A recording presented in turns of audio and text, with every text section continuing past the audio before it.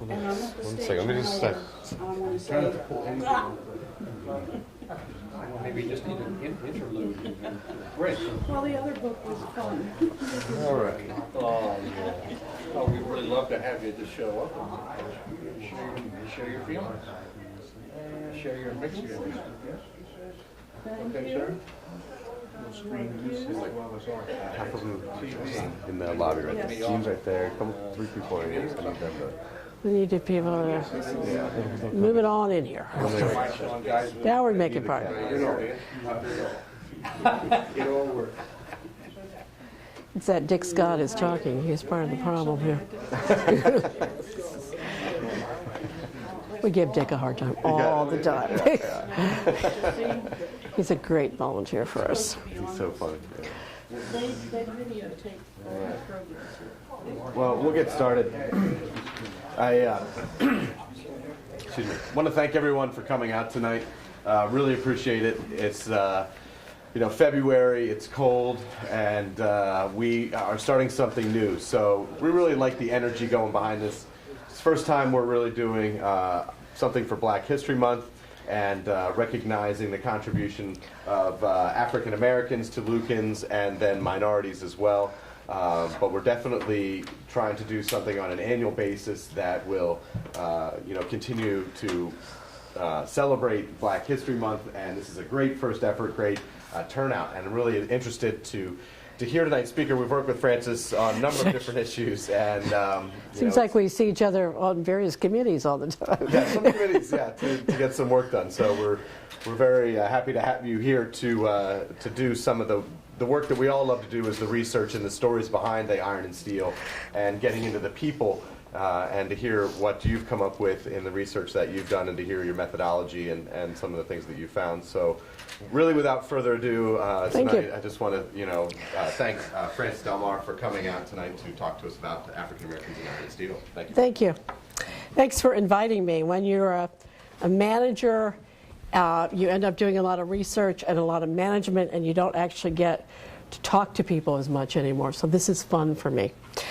The theme of tonight's talk is going to be the answer you get depends on the question you ask. And I hope that by the end of this that makes sense. If it doesn't, then something has gone wrong. I would like to start in North Carolina with a story that has absolutely nothing to do with iron and steel, but everything to do with the methodology of historical research in the 21st century. If you haven't read this book, Somerset Homecoming, it's one of my favorite books. I will acknowledge that. Dorothy Sproul is a woman of about my age, we won't say what that is, who grew up in North Carolina and Virginia. She's an African American. As she grew up, she knew her parents, her grandparents, her aunts and uncles, and her cousins, and that was it. The family story did not go any farther back than her grandparents. And she didn't question that until her daughter got to be about 12 or 13 years old and started to ask, well, Mom, where did we come from? And then in the early 1970s, she started to do research. Dorothy Sproul has a degree in social work, not in history. And I think that was to her benefit in 1970, because in 1970, all the experts knew that you couldn't do research on African American genealogy in the United States, at least not on those African Americans who are descended from enslaved Africans. That was a known fact. You couldn't do research. Well, Dorothy Sproul didn't know that because she wasn't an historian. So she started out by talking to the oldest family members she could find, getting the family stories. Then she started going to archives and libraries and to the state, where she became the first African American who actually asked to use the archives of the state of North Carolina, much to everyone's surprise, shock, and chagrin. But I get the impression, I've met Dorothy Sproul one time, and I get the impression she's a perfect lady, but you never say no to Dorothy Sproul. Eventually, she traced her family back to a place called Somerset Place.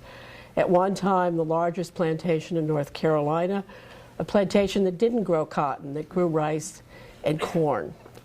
And she went and found all the families that come from those enslaved Africans at Somerset Place. And in 1986, she had the Somerset Homecoming. 2,000 people came back to Somerset to see where their ancestors worked. Descendants of people who worked there as enslaved Africans, people who worked there as free workers, and descendants of the slave owners. And what was really special about this is she approaches it without any kind of judgment. This was what was then. We are now. We just want to know about our history. But through her work, and I will pass this around if anybody wants to look at it, she really gave faces to everyone who lived and worked at Somerset Place, not just the Collinses who owned the place, but all the workers. And the reason I start with that this evening is because that's what we are doing at our plantation at Hopewell Village Iron Plantation. Hopewell was founded as a National Historic Site in 1938, and it was set aside for two reasons. One is because it is the most complete iron furnace site surviving in Pennsylvania. And the second one is because among that completeness are the records of the Hopewell Furnace Company, the day books and the ledgers.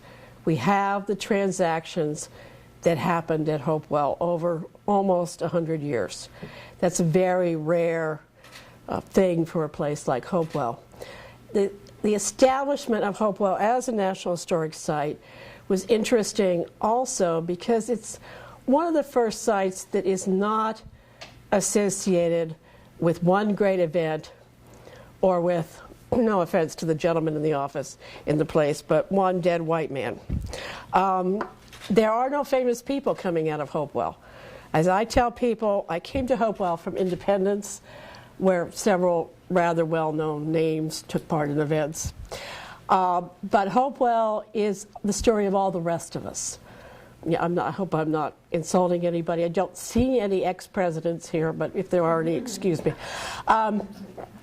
Hopewell is the story while Jefferson and Adams were in Philadelphia writing the Declaration of Independence and carving those grand words. At Hopewell, they were making the cannon and the cannonballs that would win that battle. I often ask people who became independent on the 4th of July, 1776. And amazingly, very few people get it right. And the answer is absolutely nobody. I mean, you can tell the King of England you don't want him anymore. He doesn't care what you think. It's those cannon and those cannonballs that convinced the king to listen to what the Declaration said. While the great men on both sides of the Civil War were making their decisions, unfortunate as some of them were, at Hopewell they were making the pig iron, which went to make the iron rails that kept the northern railroads running. Again, people working in obscurity, and pretty much lost in obscurity until very recent times. These are not famous people. These are people who made contributions to the country, to the industrialization, but they lived, as I said, in obscurity. For many years after the establishment of Hopewell, all the research was centered around the iron masters, or maybe the iron masters and the founders, the people who tapped the furnace. These are the important, at Hopewell, they're the important people. They are, without fail, white men. And I don't know how much you know about iron history in Berks and Chester County, but if you look at the iron masters and the owners of the furnaces and the forge, it's extremely incestuous. They married each other's daughters and then married their sons to somebody else's daughter. It's a very closed group. So we know a good bit about them. But now we're looking at these day books and these ledgers, and we're asking different questions. We want to know what it was like to live and work at Hopewell. And particularly right now, we want to know about the African American experience at Hopewell. There'll be a new book coming out if God is with us, and I'm not sure he is, in the next 6 months. Anybody who's ever done a book, it's sort of an act of faith. But there will be a new book coming out on this because the existing book on Hopewell was done in the 1960s. It's a very fine piece of research, but the interpretation is very, very dated. So the new book on the African American Experience will pull out some of these stories. So let me start talking about the African Americans at Hopewell by going back to the year 1200 before the Common Era. Now, Hopewell was not established at 1200 BCE, but it's important that we start there because, again, as I said at the beginning, the answers we get depend on the questions we ask. And the question we want to ask is, where did the technology for iron furnaces come from? Who knew how to do an iron furnace? In fact, in West Africa, around the year 1200 BCE, they had the first iron furnace, which, from what we know, looked a great deal like the iron furnace at Hopewell Furnace. They were casting iron and forging mostly tools in Africa that long ago. By contrast, similar furnaces did not appear in England until 1491, 1 year before Christopher Columbus. Columbus sailed the ocean blue in 1492, 2,500 years after their first use in Africa. These dates matter because they challenge us to look at Hopewell and to think about it in a different way. For many years, we said that Mark Bird, who was the first owner and iron master at Hopewell Furnace, Hopewell was built about 1771. Date's a little shady, but it's someplace around there. We know that Mark Bird was the largest slave owner in Berks County. He had 10 male slaves, 4 female slaves, 3 boys, and 1 girl. Obviously, male, female, boy, and girl are the 4. Anyway. So for many years, we said that the male slaves of Mark Bird, who were at Hopewell Furnace, dug the head race for the furnace. In other words, dug the ditch that allowed the water to come from the creek to turn the water wheel. And everyone seems to have just taken that as, yep, that's what they did. They dug the ditch. Until you look more closely, again, the answer you get depends on the question you ask. And if you ask the question, how do we know that, we find out that that comes from a short history of Hopewell Furnace written by Harker Long, who was the last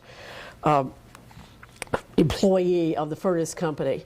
The Furnace Company went out of blast in 1883, and Harker Long wrote this short history of Hopewell sometime after the turn of the 20th century. The furnace was built in 1771. It is unlikely that Harker Long was a personal witness to what went on. I think that Harker Long, who's not here to defend himself, so we'll be kind to him, was passing on oral tradition, but that oral tradition was viewed through the prism of the increasingly Eurocentric history of the United States at the end of the 19th and the beginning of the 20th century. In other words, in plain English, everything good that happened here happened because somebody of European ancestry did it.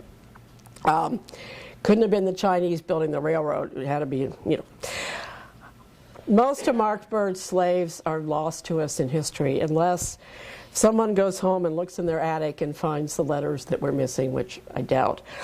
But we do know some things about his slaves which make me and others that I've consulted with doubt this they were ditch digger story.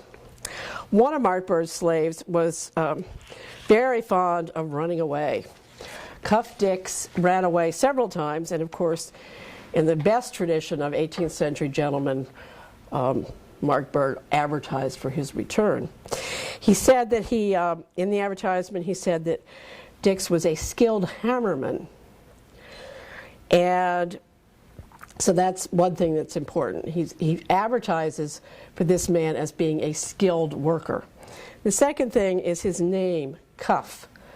CUF, the historians, the people who study names and naming practices as a career, say that CUF is a distortion of Kefi, which is a name that comes from present-day Nigeria. And where is present-day Nigeria? Right in that part of Africa where iron technology started. So if CUF is a skilled worker, and if he knows by oral tradition how to make iron, and Mark Bird is a smart businessman, is he using a skilled worker to dig ditches? I don't think so. I need to digress just a minute to explain that the people who come from that part of that band across Central Africa have a unique oral tradition which is different than most of what we see in other places. It's very common in oral tradition to pass down the family stories or the creation stories. If you look at the Native Americans in this country, they have a very rich tradition. But in this part of Africa, added to that, they actually pass down how to do it stories, so that you actually learn, how your great-grandfather or your great-great-grandfather did something by having your relatives tell you, even if you're not in the position to do it yourself. And going back to Somerset Place, the archaeologists, when they started doing work on the first slave quarters, which were from the 1780s, and all the slaves that were brought in then were male, they found very primitive pottery pots. Again, when they first started doing this, well, they were primitive because the Africans did it, and we all know they're kind of primitive. But now they know they're primitive because the African men were trying to do it, but they're remembering what their women did, and we all know that women are always superior. So, but it comes straight from Africa, as did these slaves. So even if CUF, and we're not saying that Cuff Dix was imported from Africa, but we're saying if he came from that part of Africa, he would have had a family oral tradition of how to do it. Unfortunately, we really don't know what Mark Bird's slaves did at Hopewell. We don't know that they did anything at Hopewell because Mark Bird had many other properties, and we just don't know whether they were ever there. But by asking the question and by saying, wait a minute, a wise businessman does not take a skilled furnace worker and put him to work digging a ditch, we have turned the question on its head, and all of a sudden these enslaved Africans become potentially extremely important to the building of the furnace, if not at Hopewell, somewhere else, because he did own many furnaces and forges. Birdsboro, of course, was named after his father. So that's all we know about his slaves, with the exception of the fact that 3 of his slaves in the 1780s went into the company store. At Hopewell, when you got paid, basically a deposit was made at the company store. This is not 19th century company stores. Basically, the company store is acting as a bank. I get paid, my money goes there. If I need cash, I go and withdraw it. If I need to buy something, it goes against my account. When we look again at the ledger books, we find out that 3 of his slaves are actually working at the furnace. This is later, after it was built. It's in the 1780s, and are being paid. They have accounts at the company store. That's not as unusual as it seems. It was quite common, actually, for people who owned slaves to allow them to work and earn money on their own time after their day's work for the master was accomplished. So they didn't make a lot of money because, of course, they didn't have 40 or 60 hours a week to give. But we know that they did have accounts and they did make money. Of course, we don't, our ledger books do not travel. They're much too fragile, but I do have a typed version of one that you can just look at and you can see the difficulty and the challenge of doing research, but the importance of doing it too. So if you want to pass this around, this is Mark Bird, 1784 to 1785. We still call our source material by the ironmasters' names. So, we know that Mark Bird had slaves. We know that some of them worked and earned income at Hopewell. We suspect that some of them may have helped with the design of the furnace, if not at Hopewell, then at someplace else. Slavery, of course, died out in Pennsylvania after the Gradual Manumission Act of 1780, and after, I'm sorry, I've got something in my throat. After Mark Bird lost the furnace, Mark Bird helped to finance the American Revolution, and in the best tradition of the financiers of the American Revolution went bankrupt after the war. After he lost the furnace, there was never another ironmaster who owned slaves. So that's the end of the slavery story. But then we get to what is really interesting to me, which is life at Hopewell in the 19th century. There are a long list of names: James Hooper, Sam Keller, Anthony Lewis, John C. Bass, Isaac Williams, Charles Cox. These are all names that come down to us. They're all African American workers at Hopewell. They have left us no diaries, no letters, no way to get at them personally, because these are business records. How much did you make? How much were you paid? What did you buy? It's not, what did you think about anything? How did you feel? Did you like it at Hopewell? Did you want to leave? It's business records. But if we look at them closely, we find that for those workers, those African American workers who were long-term employees of the Hopewell furnace, in other words, not passing through, we'll get to them later, we find at Hopewell an early version of equal pay for equal work. If you did a job at Hopewell, if you were a woodcutter, woodcutters got paid by the amount of wood they cut, and whether you were black or white, a man or a woman, you got paid the same amount.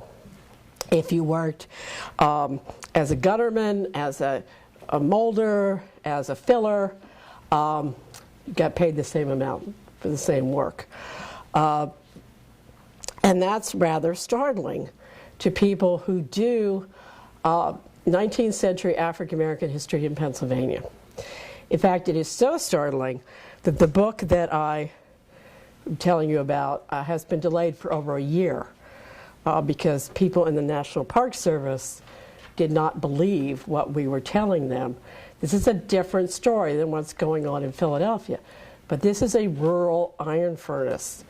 It's not downtown Philadelphia. In that book I said, it was written in the 1960s, Joseph Walker says that African American workers at Hopewell were mostly kept in the lowest paying jobs. Every time Walker makes a statement, you can take it to the bank that it's true. His interpretation is very 1960s. And what he's not addressing is that most workers at Hopewell were in lower paying jobs. Iron furnace hierarchy is a very steep pyramid. There are very few jobs at the top. There's one ironmaster. There's a couple of fillers, maybe a couple of founders, and then it goes down to the woodcutters and the colliers. So to say that African Americans were kept in the lowest paying jobs is really not a valid statement. It's just that most workers were in lowest paying jobs. Some African Americans worked as woodcutters all of their lives. Others used skills or acquired skills and moved up the company ladder. There was never an African American ironmaster at Hopewell, and there was never a African American founder to the one who tapped the furnace. Why wasn't there an African American ironmaster? Because, as I said earlier, it's an incestuous community. I think there probably wasn't anybody with the financial resources, and they wouldn't have been accepted if there had been. But they held every other job at the furnace. A man by the name of Job Lee, was a filler. A filler is the person who works at the top of the furnace, and he puts the ingredients in in exactly the right proportion. It's a hard job physically. It's also a skilled job because you have to put the iron ore and the limestone and the charcoal in the right proportions at the right time, or you don't get ironed. Job Lee was a filler. He's right up there on the pyramid of life at the furnace. Between 1806 and 1809, he was paid 135 shillings a month. That is the highest pay for any furnace employee except, of course, the founder. He lived at the big house, at the ironmaster's house, where he boarded with other skilled workers. And when he wanted a day off, Job Lee paid white men to work for him while he took time off. This is not somebody who's at the bottom of the social stratus. Wilkinson Lee worked for the furnace from 1827 until 1846. He lived in a tenant house in the village. And there is this story that goes around, not this group because this is an educated group, but it goes around other groups about literacy in 19th century America. And the literacy rate in 19th century America was probably higher than it is today. If you count literate as being able to read and understand at a 4th grade level, most people in this country were literate. Now, they may not have been literate in English because some of them were immigrants, but they were literate. Wilkinson Hill was definitely literate because he paid at the village store for postage to send letters to his brother, which implies his brother was also literate because why would you send a letter to somebody who can't read?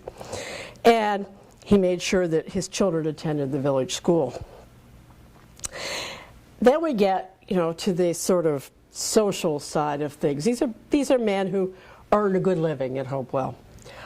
But we really get to see how people are doing when we get to see what they're buying with, what do they call it?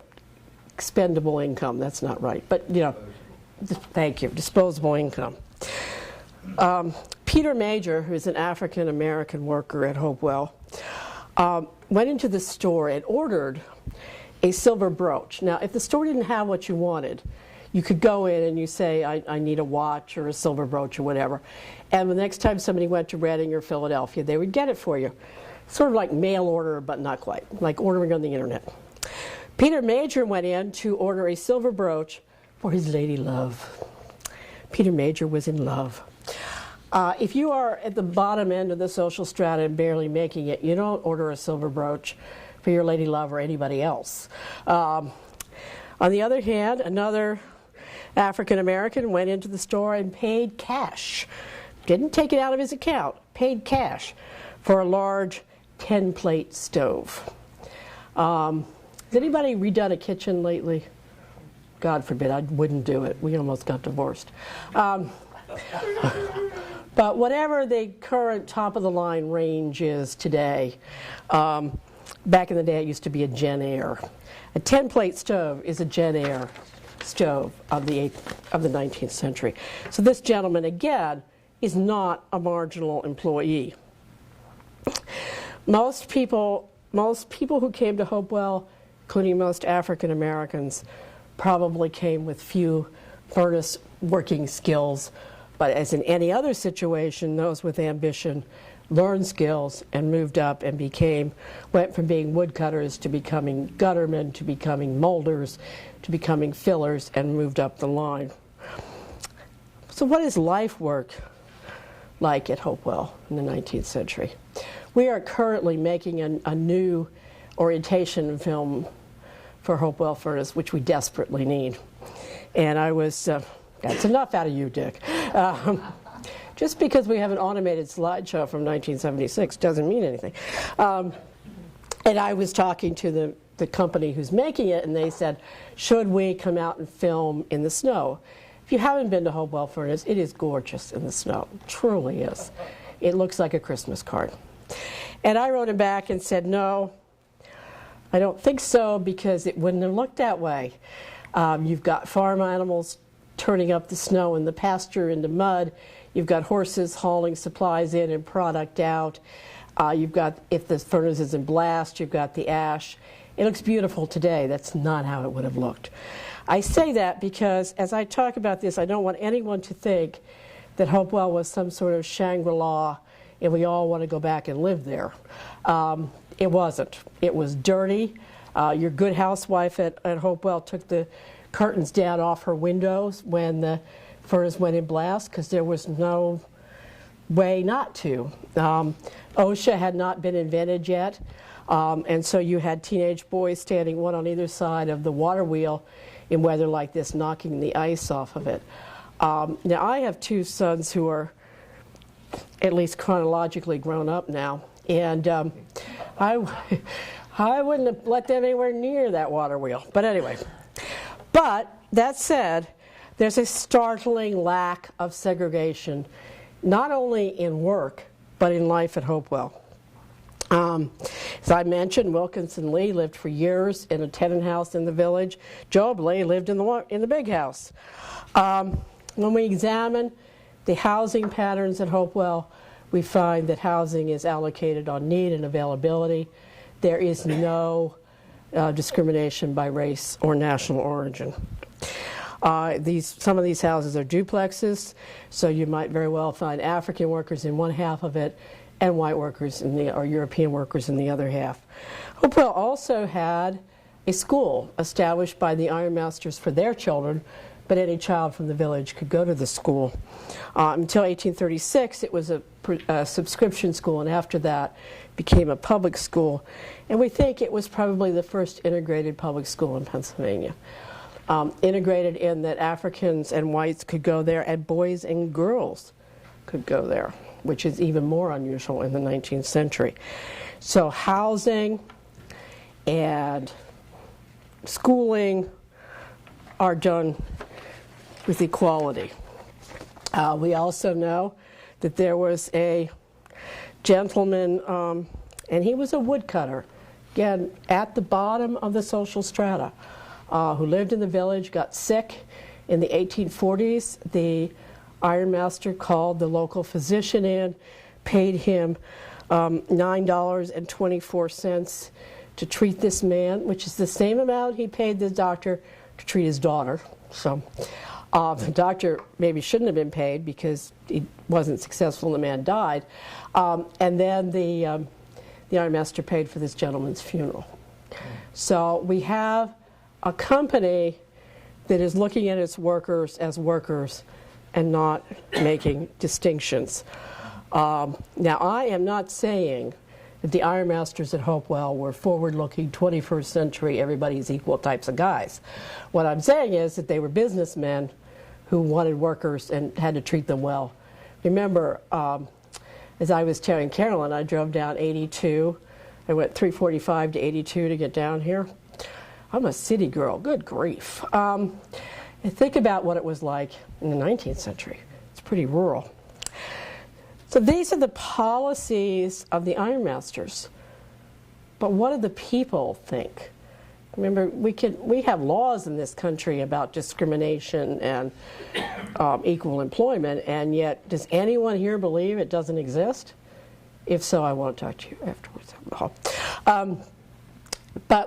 And again, we don't have a lot of letters. You know, we don't have Mrs. White saying, my next door neighbor, Mrs. Blackweath, is a wonderful person. We just don't have that kind of stuff. So we look again at what we do have. And one of the clearest revelations, unfortunately, comes to us as a result of a tragedy. A man by the name of Moses Morton and his wife and 4 children lived in the village from 1829 to 1832. Moses worked as a laborer, and it's very likely his wife supplemented the family income by either doing day labor or raising things in the garden. They were prospering because they bought a cow, which they kept, I'm sure, tied up in their backyard, and they actually were able to hire the village seamstress to do some sewing, mostly letting dresses down as children grew and things like that. By 1832, they had 4 children, all under the age of 10. In the middle of April in that year of 1832, Mrs. Morton went on an errand and left her children alone in the house. A fire broke out, the house was destroyed, and tragically all 4 children died. the Mortons were African American. The village rose up to raise the money, to bury the children, and at least get the family back on its feet financially. After that, I don't think you can ever get back on your feet, but at least financially. Everyone from Clement Brook, the ironmaster, down to his maid, Polly Kidd, all made contributions to this family. Now, that tells us something about attitude, that people cared about their neighbors. The other way we can kind of get at it is the behavior of the children in the community. Children, of course, reflect what their elders think. There's a wonderful line in South Pacific, if any of you are old enough to remember that. They're singing about prejudice, and the song is, "You have to be carefully taught." So children are taught. Well, in the back of the ledgers, these books are bound with blank pages in the back, pretty much like a modern book would be. And apparently the children of the village would go into the store and practice their handwriting in the back of the books. Because, of course, this is not an error when we handed out pads of paper to children. They probably had a tablet, if that, to go to school. In the back of one of the books, a care child. Now, the Cares were a white family, second only to the ironmasters in social esteem at Hopewell. Very prominent white family. It's clear on this one page that this care child was playing with David Cole. David Cole's father was Isaac Cole, who was an African American laborer. Children were obviously free to play together. That tells us something. The same thing applies to religious services. If we look at the records of the Bethesda Baptist Church, St. Mary's Episcopal Church, or St. Gabriel's Episcopal Church, we find that African American worshipers were being baptized, married, and buried in exactly the same way as their white neighbors. After 1860, many of the local African Americans chose to attend Mount Frisbee African Methodist Episcopal Church, which was established near the settlement of Sixpenny Creek. But before that, and that choice was clearly theirs, to go to this predominantly African church. So we seem to have racial tranquility at Hopewell in an era when we're having race riots in Philadelphia. Why do we suppose this is? Again, nobody told us. We don't have those personal diaries and letters. But of course, I'm an historian, so I always have a theory. And my theory really is in two parts. One is, this is a rural community which always needed workers. So there's no competition for jobs here. In fact, later on we have accounts of the furnace sending people to meet the train in Reading, people immigrating into Philadelphia and then going west. The furnace company would meet the train and try to encourage them to come to Hopewell instead of going on west. So one, there's no competition. If you want a job at Hopewell and you're physically able to do it, you can have it. Secondly, the workforce at Hopewell contained a large number of immigrants. And again, you have to be carefully taught. And I don't think these European immigrants had been taught to hate their African neighbors. We're in the middle and to the, say, the second or the third quarter of the 19th century. If you think about what's going on in Europe at this time, and then you think about immigrants coming from England and Ireland and Germany, and to a lesser degree from France, the animosities are not based on the color of your skin. They're based on the country you came from. On my mother's side, my ancestors are from Ireland. And if your ancestors were from England, let's say, and you were assigned a house next to me, you would have had a fit.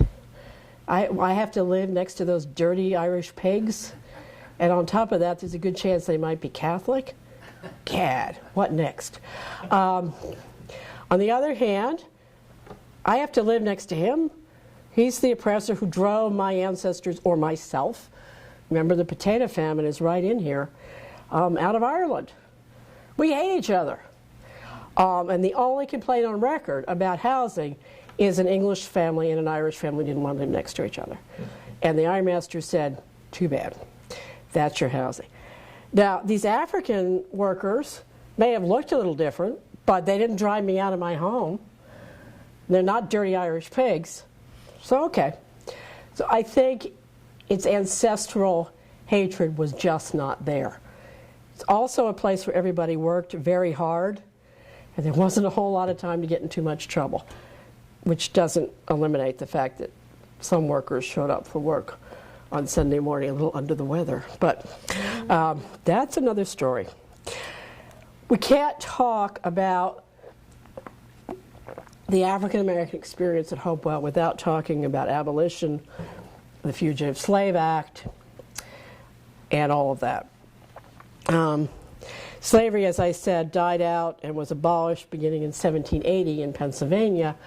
But if you think about where Berks County is in relationship to the border with Maryland, which was a slave state, and you realize that that part of the state was, and to some extent still is, forest, you understand that this is a path where slaves who decide to free themselves could easily come up through the woods and end up someplace near Hopewell Furnace. And there's no question that that part of the state was a hotbed of abolitionist activity. You know, Elizabeth Pound Scarlett openly kept runaway slaves at her home at Scarlett's Mill. She, you know, there was no hidden room in the basement or the attic there. She just kept them very openly. We're not that far from Christiana, Pennsylvania, where the Christiana riots occurred. There's a lot of abolitionist activity in that part of the state. Sadly, the ironmasters at Hopewell didn't tell us what their views were about abolition or slavery. Again, we don't have personal documents. We don't have what their opinion was, and you're not going to put it in your ledger or your day book. You know, this is breaking the law. The Fugitive Slave Act of 1850 held anyone helping a runaway slave as accountable as the runaway slave themselves. Last summer, I had the wonderful opportunity to go to a place you've probably never heard of called McAllen, Texas. McAllen, Texas is on the Rio Grande River. It's as far south as you can go and not be in Mexico. And I went there to do a teacher's workshop, and I was like, well, you know, how am I going to make this connection? Well, of course, duh. How am I going to make this connection? They got people coming across the river all the time who are in this country illegally. They made the connection right away to the moral issues of somebody running away from the poverty in Mexico. We're not talking about drug dealers. Or somebody running away from slavery. What do? They got it right away. So you have people coming up. Sixpenny Creek, which I mentioned before, if you're familiar with the Hopewell area, it's off Geigertown Road, was clearly established as an African American settlement and as a place where runaway slaves could find refuge. It's right there against the woods. Slave catchers come, you're out the back door, and they're probably not going to find you. But we do have some evidence that the ironmasters at Hopewell were not completely immune to the abolitionist movement. We have a number of people who appear in those ledgers for a month, maybe a season, get paid rather well, are identified one way or the other in the ledgers as being African, and then disappear. Now, some of these are woodcutters. They're out in the woods, and you can make the argument that the ironmasters weren't paying that much attention. They didn't know who they were. But some of them were maids in the big house. Black Dinah appeared in 1803, on June the 22nd, 1803 to be exact. She works as a maid in the big house, collects pretty much top-of-the-line wages, just a little bit under the housekeeper, works there for 2.5 months, works there for about 6 weeks, and disappears and is never seen on the rolls again. In 1809, Black Luce worked again as a maid for 2.5 months, collected her wages, and never appeared again. Now, you might say the ironmasters don't know what's going on with the woodcutters, but they certainly know what's going on under the roof of their own house. We call it the big house, the ironmaster's house. It's a nice house. It's bigger than the one I live in. It's not Buckingham Palace. There's no way somebody is working and living in that house and the owner doesn't know about it. And there are times when there are 5 or 6 housemaids working in that house in addition to the housekeeper. And there is no way on earth that that house needed 5 or 6 housemaids. So we make the argument in the lack of written records that these were people who were given a chance to rest, get some money, and then continue on their way north to New York or Canada or wherever they were going. There were others who probably came from Maryland or Virginia and stayed. We have, interestingly, in the census of 1860, remember 1860, Lincoln is going to be elected, Berks County is going to vote against him. Twice they voted against him. Gotta love those people in Berks County. But in the census of 1860, no African, as they were called then, not African Americans, Africans in Union Township listed their birthplace as being any place outside of Pennsylvania. They're all born in Pennsylvania. By 1870, miraculously, Samuel Curtis, Robert Miller, James Miller, all reported they'd been born in Virginia. Now, these are the same people that in 1860 had been born in Pennsylvania. Now they're born in Virginia. And Isaac Cole and Charles... Born again, yes. Isaac Cole and Charles Ruth, 1860 born in Pennsylvania, 1870 born in Maryland. Now, what changed between 1860 and 1870? Let me think. Could it be that slavery was abolished? Slave catchers are no longer a threat. Having said that, let me tell you a little bit about the Cole family. And by telling you this, I will tell a story on everyone who works at Hopewell Furnace, including myself. Isaac Cole came to Hopewell sometime in the 1850s. By 1856, he was a landowner of a small parcel of land. We heard about his son, David Cole, who was playing with the carboy. He said, in later records, again in 1870, because in 1860 he wasn't dealing with it, that he was born in Harford County, Maryland. So we all jumped to the conclusion, leaping off the cliff, that Isaac Cole was a runaway slave. Isaac Cole's family still lives on the property that he bought along Gargarytown Road. The Mount Frisbee African Methodist Episcopal Church is on their property and cared for by them today.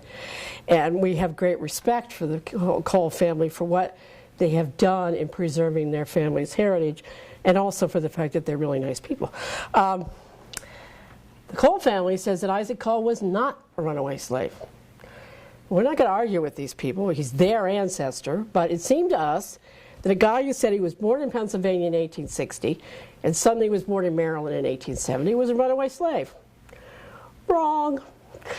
Isaac Cole was born in Harford County, Maryland, to James Cole. He was all of his life a free man. He was never a slave. We just found the record 2 months ago that nails it down that Isaac Cole's family is right, Park Service is wrong. I hate that. Isaac Cole was never a slave. Isaac Cole, as I said, came to Hopewell sometime in the 1850s, started out, he's in the ledgers as a laborer. By the time he died, he was a stonemason, so he's one of these people who's working his way up. When the Civil War started, Isaac Cole wanted to go and fight for the Union. He may have never been a slave, but he certainly knew the horrors of slavery. Of course, ironically, if you were an African American, you could join the Confederate Army. You could not join the Union Army. Just love the consistencies of history. Isaac Cole was not able to join the Army until 1863, when the United States Colored Troops were formed. He joined up in Reading, Pennsylvania, joined his troops. Now, Isaac Cole by this time was 40 years old. Even if he had been a white man, he would have been exempt from the draft because of age. 40 years in 1860 is a lot older than 40 years today. He served with his unit, mostly in South Carolina, engaged in several battles down there, and came home at the end of the war, went back to work at Hopewell Furnace. Eventually, as all of us do, he died in 1888. He's buried in the cemetery on his family's property. One of two members of the United States Colored Troop buried over there on Geigertown Road. And the Cole family continues to be really, really good friends of the park. In everything that they know about their ancestor, and also just about the whole family history of generation after generation growing up on that property, and after the furnace went out of blast, going over to play on the old buildings. They're just a wealth of information for us. And we will now listen to them with even more open ears, because they were right. Isaac Cole was never a slave. I would like to leave some time for questions, disputes, arguments, outraged comments. Very good presentation. Why did Mr. Byrd have to give up the Hopewell Furnace? Was there a reason for that, or he just got too old or something? Or? No, I mean, everyone who helped finance the American Revolution ended up in bankruptcy. James Wilson, signer of the Declaration, went bankrupt, had to flee in the middle of the night. Mark Byrd lent the Continental Congress a great deal of money. He also supplied the troops at Valley Forge with food out of his own pocket. Okay. Troops there. That's right. He had his own troops. He was what, a major? Yeah, he was a major, and he outfitted his own troops. No matter how patriotic you were, lending money to the Continental Congress was not a good idea, because they never paid you back. So he went, at the end of the war, he went bankrupt. He tried to sell some property to save the furnace, and eventually a number of things happened. His debt from the Revolution, there was a flood, and something, what was the other thing, Dick? There were three things, I know. But anyway, he lost the furnace because of debts. North Carolina, because Right. to get away from They all went to North Carolina. Yeah. When they were bankrupt, they went to North Carolina. So he lost the furnace, and it went through a variety of owners, and then reached its peak in the 1840s under Clement Brooke. Sort of went down again, and then had a prosperous time during the Civil War. Unfortunately, one of the realities of war is war costs lives and makes some people big profit. And Hopewell prospered during the Civil War, and then after that went downhill again and went out of blast in 1883. Anthracite coal was coming in as a fuel. It was very difficult to transport anthracite coal to Hopewell. There was never a railroad to Hopewell. And so the company moved their operation someplace else. And the place remained a summer home for the family until the federal government came in and bought all of what is now French Creek State Park and Hopewell Furnace National Historic Park under the Roosevelt administration. Good question. Yes? Was Mark Byrd or any of the other Iron Masters Quakers? I don't think so.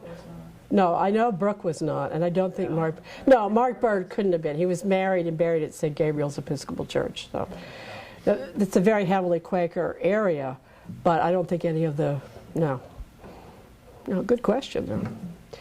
the oral traditions where they passed it down, were they ever written?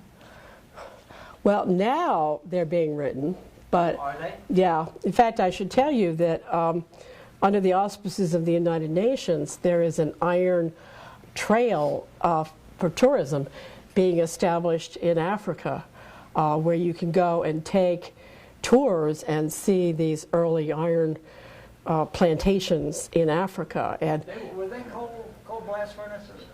yes, Were they? yeah, they were pretty much just like Hopewell furnace, except 1200 BC? 1200 BC, yes. Wow. You know, I would love to do that. I'm sure it costs a pretty penny, but I would love to do that just to see. Apparently, they look, well, I've seen pictures. They look very much like Hopewell furnace, except there's no cast house around them like we have. Their furnaces are outside. But so some of these traditions are being written down now. Remember, for years and years, at least in this country, we didn't value this kind of thing. No. It was all Jefferson and Washington and Adams and Lincoln, and not that we don't value them, we do, but you know, the fact that these crafts and these traditions came from Africa, or you know, my ancestors from Ireland, with the women in my mother's family did beautiful lace work, but it was not considered worthy to be sold in Philadelphia because it was made by Irish. And women, yeah, God, even worse.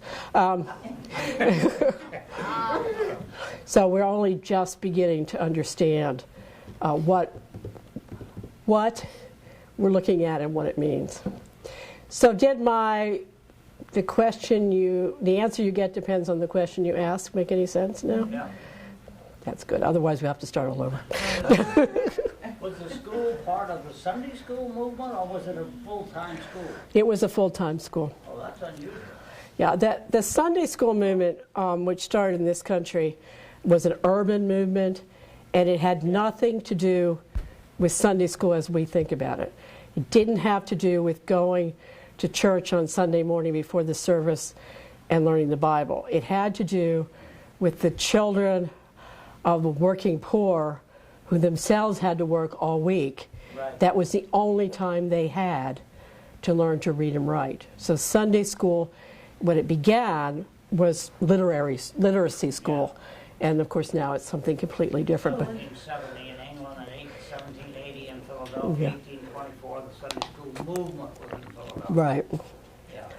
Yeah. So there's a whole thing. This is a whole nother lecture, but there's this whole I was there. well, my children think I was there. So the American Revolution is not just a political revolution. It comes at a time of huge social change too, where the medieval model of the household, meaning anybody who lives on your place or in your house, depending, is a member of your household and a member of your family, is changing to what we view as a nuclear family, which means that whereas before the head of the household had the responsibility for everybody to educate all the children. Now that didn't mean that he was sending the cook's son to Oxford, but it meant that he had a responsibility that the cook's son had a skill. Now he's just hiring the cook during the day, and what happens to her son, he doesn't care. So it's this whole change, and that plays into this Sunday school movement as people realize that these children will always be in the gutter, if you will, if somebody doesn't teach them something. It also plays into a lot of the benevolent groups that we are familiar with, the Ancient Order of the Hibernians. All those start because there are now people who aren't being taken care of, because society has changed, and now your family is what we would call your nuclear family, and privacy is invented where nobody but your family gets past a certain point in the house. So it's a big social change right around the same time as the American Revolution, and probably also plays in some way to the abolition movement. It's all sort of part of this whole thing. But that is another lecture. Yes? Hi, the cameraman. My name is Al Ray Johnson, and I have goosebumps just listening to you. My ex-wife is a direct descendant of the whole family. Oh, really? And I've heard parts of these stories before because of going to picnics in the summer, visiting the homestead in Geiger. Right. Geiger Town, yeah. The home is still there. I think the state has taken over the property. No. But I can't wait to share this with my relatives when I get Well, home. thank you very much. Fantastic. Now, the Cole family owns the house the site of the church, the burial ground, and there's actually 3 houses on the property. French Creek State Park goes right around the Cole family property. They have not given it to anybody. They're very proud of their heritage, as they should be, and they protect it themselves. They have accepted help from Pennsylvania Civil War 150. I don't know if anybody's familiar with that. We are commemorating, I refuse to say we're celebrating the Civil War. We're commemorating the Civil War, and part of that is to identify the burial grounds of all the Pennsylvania members of the United States Colored Troops. So the Cole family has accepted a grant from the state to do some work on the burial ground, but the state gave them the money and they will do the work. They don't give it over to anybody, and nor should they. Other questions? Yeah. The fact that the Africans listed their birthplaces, Pennsylvania, in 1860, could that have anything to do with census being public records, that someone Sure. might look at that and just go after them, Sure. assuming that they are slaves? Yeah, that's exactly what it was. The Fugitive Slave Act of 1850 gave slave catchers such broad authority that all they would have to do is look at that record and see Isaac Cole was born in Maryland and go and grab him and take him back to Maryland. Now, of course, they couldn't find his owner because he didn't have one, but it didn't matter. In Philadelphia... Yeah, once you got them to Maryland. There's quite a few kidnapping. Oh, I know. That's what I mean. Once you get them down there, you just sell them. Well, in Philadelphia, the Reverend Richard Allen, everybody know who Richard Allen is, I hope and pray. One of the wealthiest men in Philadelphia was caught by a slave catcher and dragged into the local jail, whereupon the jailer screamed in by, "Reverend Allen, what are you doing here?" And in that case, the slave catcher was embarrassed. But that's exactly it. If you go on record as saying you were born anywhere that's a slave state and your skin is dark, you're setting yourself up. So, you know, Isaac Cole, who was not a slave, still had that concern under that act. And Can't blame him. oh, I don't blame him at all. Years later, that distorts the interpretation of history because we don't know why he did it, but it appears Well, that's why. 1850 was the first census that actually listed everybody in the household by name and had their origin. And I don't think I think this people that created the census were just thinking that this was an improvement on information, not considering They didn't connect. Yeah. complications involved in that. And I think for their own protection, they really had to do that, even if they were never a slave. No, they did. I mean, what are you going to do? Somebody is going to take advantage of it. Yeah, I mean, we have to be careful. First of all, obviously, the Park Service is guilty of leaping to a conclusion. So we have to watch out for that when we don't have these records. But we also have to watch out for what I call presentism, which is judging the actions of people who are trying to save their lives by our standards. I don't lie on the census because I don't have to lie on the census. Nobody's coming after me. I'm in this country legally. I was born here. All right, the birthers will get after me, but I was born here. I don't have to lie. I mean, you know, let me just tell you a personal story. We, 5 years ago now, we were cleaning out the family home in South Philadelphia. The house had been in the family since the 1850s, and finally the last person who wanted to live here had passed away, and we were in there cleaning it out. And my mother pulled out this early, I have brain damage, I'm sorry, early version of a photograph of my great-great-grandmother and my great-great-grandfather, taken right after the Civil War. And I looked at this, and I looked at my mother and said, "Don't you notice anything about her?" And she said, "Oh, yeah. She was black. I thought you knew that." And I was like, how would I know that? Do I have ESP? And the story is that my ancestors, as I said, came from Ireland. My great-great-grandfather was, I think I may have missed a great in there, but you know, great-grandpa, somebody or other, was a doctor. And like many Irishmen, he saw the South as being Ireland and the North as being England. So he went to fight for the Confederacy. My mother's family made a huge habit of being on the losing side of wars. They fought for the British in the Revolution, the British in 1812, the South in the Civil War. I wouldn't be at all surprised if they fought for the Spanish in the Spanish-American War.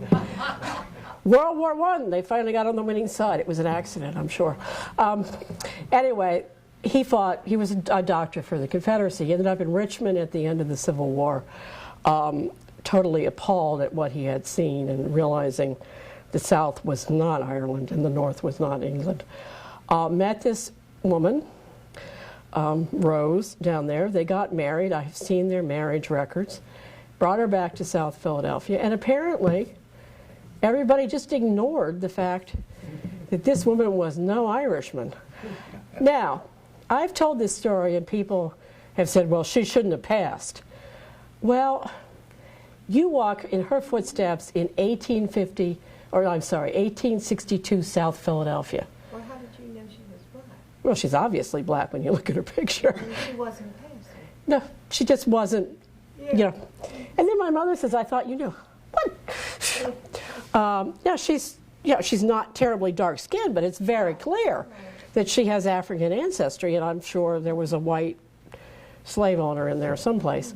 But this woman taught herself and then taught all of her children Latin and Greek, and made sure that every one of her sons got into Roman Catholic high school.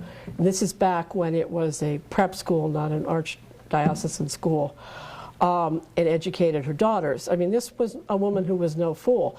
Did she advertise the fact that she was African? No. Do I hold her in any less esteem for that? No, because I didn't walk the streets of South Philadelphia in 1862, and she did. So now we have the picture in my house, and which is really good because my husband's family is Hispanic, and I've been accused of for years of being the boring European side of the family, and now I can say, we're not that boring, look. So you never know. Other questions? How are we, where's my timekeeper? He left. How are we on time? We okay? Yeah. Okay, well, thank you very much. Thank you. Please come to Hopewell. Thank you very much, Frances. That was great. Yeah, really appreciate you coming out tonight and telling the story. Again, we're just interested in the story of iron and steel and the fabric that is woven together. It's a great story of America and the people that made it. So, with celebrating Black History Month, we want to let everybody know that we're going to be starting a roundtable research group on African American history in Lukens. And we're very excited to, use our archives to track that's the story, great. That's great. Lukens' life, names, and trying to begin to document some of the things that we have. So again, thank you very much for coming. You're welcome. And hope everybody enjoyed the experience. Thank you for coming. Sure.